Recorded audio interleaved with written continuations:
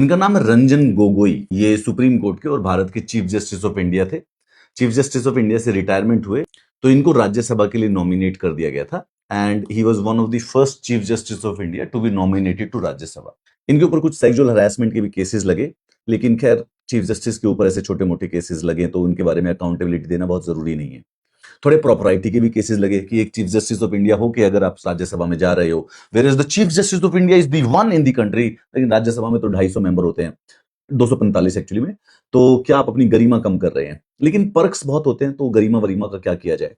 इतिहास में इनका नाम बहुत रिस्पेक्ट से नहीं लिया जाएगा, but who cares about the history when the present is actually having fun. कि ये 6 साल राज्यसभा के मेंबर रहे। 6 साल में इन्होंने राज्यसभा में 0 क्वेश्चन पूछे, इन्होंने अपना एक 0 प्राइवेट मेंबर बिल इंट्रोड्यूस किया, 0 इनके स्पेशल मेंशन थे।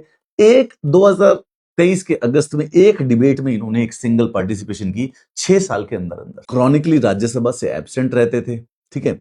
एक कमेटी ऑन कम्युनिकेशन और इंफॉर्मेशन टेक्नोलॉजी के मेंबर थे, उस कमेटी की 0 मीटिंग इन्होंने अटेंड की।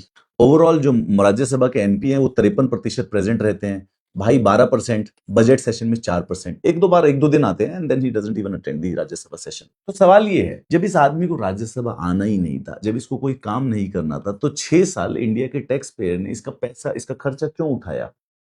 राज्यसभा की सैलरी जो जाती है, पर्क्स जो जाते हैं राज्यसभा को काम करने के लिए, वहां पे ऐसे लोग चाहिए जो काम करे यार देश के लिए। जब इसको कुछ करना नहीं था, जब इसको हर जगह पे अंडा ही लाना था, कमेटी की मीटिंग अटेंड नहीं करनी, सवाल नहीं पूछने, इसने कुछ कंट्रीब्यूट नहीं करना, तो फिर इस जैसे चीफ जस्टिस ऑफ इंडिया को राज्यसभा में मेंबर लेके वो जो 100% of wastage of the tax money हुआ, उसकी कोई सवाल जवाब है या नहीं? नहीं है। सिर्फ इंस्टाग्राम पे मैं और आप पूछेंगे एक दूसरे से, क्योंकि उससे कोई फर्क नहीं पड़ता। तो ये आदमी जब चीफ जस्टिस ऑफ इंडिया था तब भी अपनी उस पोस्ट के लिए कुछ ढंग का नहीं कर पाया।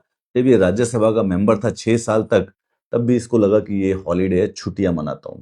इतिहास बड़ा ब्रूटल होता है गोगोई जी। जब लिखा जाएगा ना, तो आपके बारे में जो कल में होंगे उनको आपके पोते पोतियां पढ़ेंगे, आपकी आगे वाली जनरेशन पढ़ेंगी। चिंता मत कीजिए, हिसाब तो होगा। इन 6 साल के जो ये पैसे, इन 6 साल के जो ये टैक्स के पैसे लूट के गए हो, कहीं आपको लग रहा है कि जिंदगी अभी की कैसे चल रही है तो सब सब रोजी रोजी होने वाला है?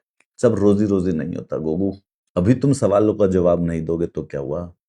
सवाल तो खड़े रहेंगे हमेशा। शर्म आती है गोगू तुम्हारे जैसे लोगों के ऊपर, जिनके हाथ में देश की लेगेसी होती है, पोजीशन की लेगेसी होती है, जुडिशरी की लेगेसी होती है। उसके बाद चिल्लर भर की सैलरी और चिल्लर भर की पोस्ट के लिए उसको जो तुम नाली में बहाते हो, तुम्हारे जैसे कम है दुनिया में।